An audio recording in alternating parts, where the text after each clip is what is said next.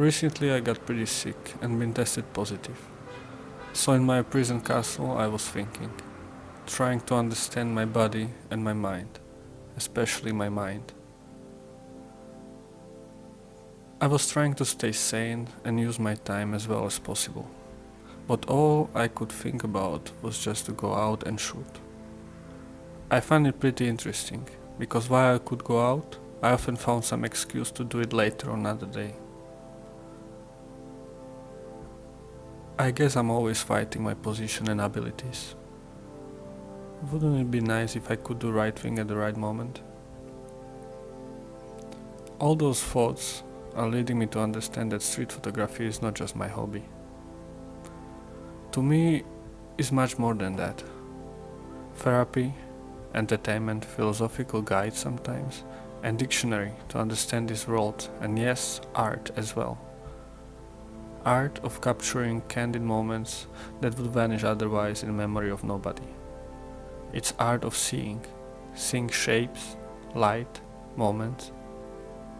It is documenting ordinary life that in the eyes of many doesn't need to be preserved, and I don't agree. Photography is a two-way street. While you are capturing life in front of you, trying to understand, to encapsulate the moment, to preserve something, at the same moment you translate your spirit, your creativity into your creation. You are imprinting yourself into the world, your world, because it's you. It's you who noticed the moment. Your eyes saw the smile of a woman selling flowers. It's your ears who heard something happen and you followed. It's you who give meaning to this world. Stories are happening constantly. Now at this moment while I'm writing this, there is a moment between two brothers sitting on the stairs and talk about life. Or some corner in forgotten city where life is completely different and just waits to be explored. These are stories about us. Moments are fleeing, our existence too. One day we are here and the other day our chair is empty.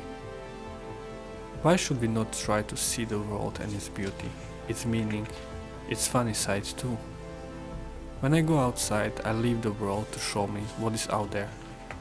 I let it reveal itself. Let it be natural, don't force it. If you go out and you know what you need, you might not even get it. Let it speak through you, let it ask questions. Because it's the purpose of what we do, we are asking the questions. Don't force your answers on anyone. As a picture is worth 1,000 words, so is the question in it. Now when I should sit inside, all I want is to go out and shoot. I guess we don't know what we got until we lose it. Honestly, I enjoy it, even though of course I'm sick. But now I can feed my creativity and inspiration. All those magazines, books, videos I have put aside for better time came in handy, I guess. And it just made me question one thing. Why I don't do this while I'm not sick? Should there be always some outside force to put me in my place? I shouldn't make any outside element of my source of motivation. I heard this thing called locus rule, so I'm going to share it with you. There was a study in the United States in 1998, basically giving puzzles to the kids.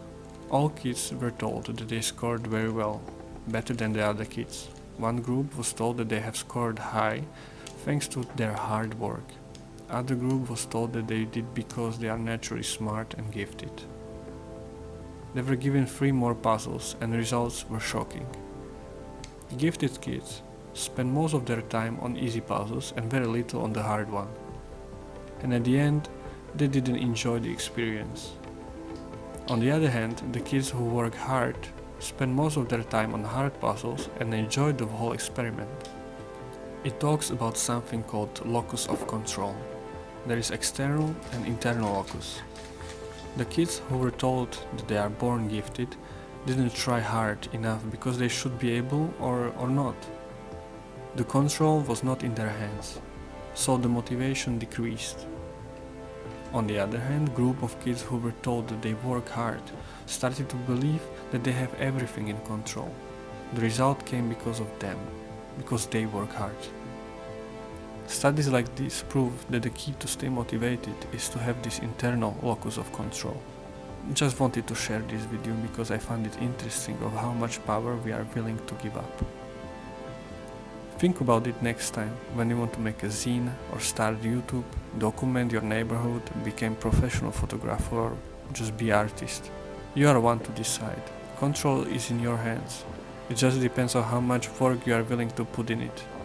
Don't wait for someone or something to decide for you. Be who you're supposed to be now.